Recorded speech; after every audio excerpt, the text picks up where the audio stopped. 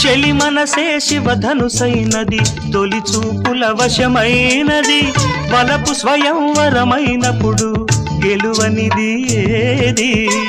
ఒక బాణము ఒక భార్య అన్నది శ్రీరాముని చిరయసమైనది శ్రీవారు వరమిస్తే సిరులన్నీ నావి తొలి చుక్కవు నీవే చుక్కానివి నీవే తుదిదాకా నీవే మరు జన్మకు నీవే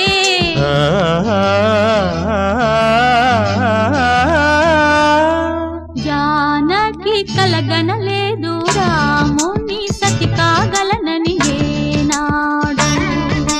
రాముడు అనుకోలేదు జానకి పతి కాగలనని ఆనాడు